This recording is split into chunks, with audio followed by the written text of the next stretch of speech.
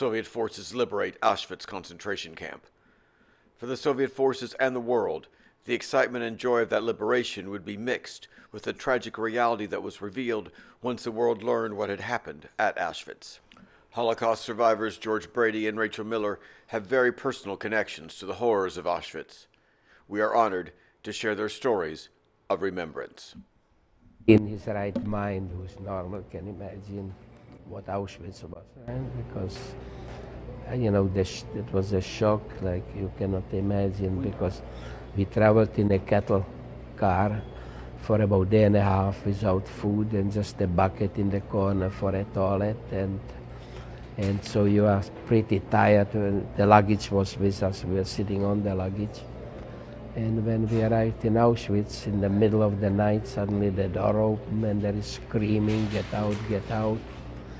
And there were barbed wire with floodlights, and there was the barbed wire, it was electric tension, and there were SS guys, the guards with leather jackets and German shepherds barking, and it was a nightmare like you cannot imagine. And then they sorted us out, the ones they felt they can still kill you through labor and who didn't look strong enough, so they sent them straight to a gas chamber. One of the prisoners who was pushing us out of the trains was a Czech guy, and he told me, say that you are healthy. And I didn't know what he meant, but when we lined up in front of Dr. Mengele, who with his finger to the right or to the left pointed, I told him I'm healthy. I said, gesund. And whether that made it, but the fact is that there were three boys, two of my friends and me, and I went one way and the other boys went the other way. And at that point, when I looked at the groups and we looked like the strong ones and they looked like the weak ones, I thought that I am going for hard labor and they go on light labor. So as it turned out, we were going to work and they were going to straight to a gas chamber. And you could see in the background a huge flame, dirty flame, but big one. We thought again some factory or couldn't figure what it was. Only the next day we found out that it was the crematorium where they burned 2,000 bodies at a time, just in one day. And then you realized it was your friends or your family or something going up in smoke. These are actual documents that you received after the war which tell you the fate of your family, correct, Rachel? Right.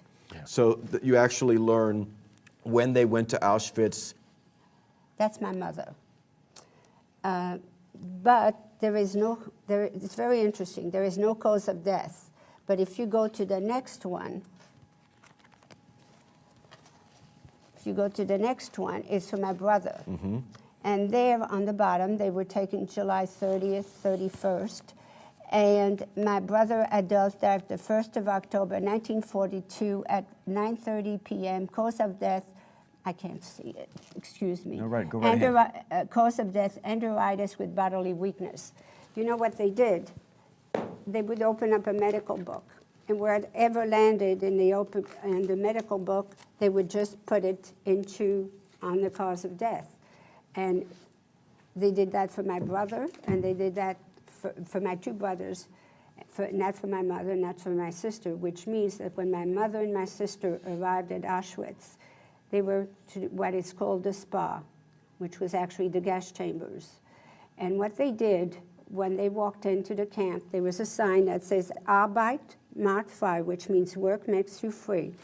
And they would tell them that they're going to be showered, and they would have an orchestra playing, and they would have an orchestra playing by the gas chambers too, which they called the spa, and they would tell the people to get undressed and to fold their clothes very, very neatly, and to tie their shoes together, because in those days all shoes had to be tied, the laces, and to put them under their seat, and then they would send them into the showers, and then they would throw in the gas, and that's how they died.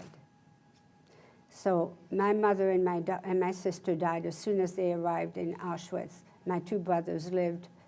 Adolf lived for 2 months, and Henri lived for 6 months. When my daughter was 15, it's 8 years ago, we went to Auschwitz the first time. And we went to the camp where we worked in the railway car factory. And I was telling them a story that once after work, they told us hands up and they started to search us. And we were not allowed to have anything, not a towel or not a toilet paper, absolutely nothing. And the guy behind me had a spoon and he threw it on the floor in front of me.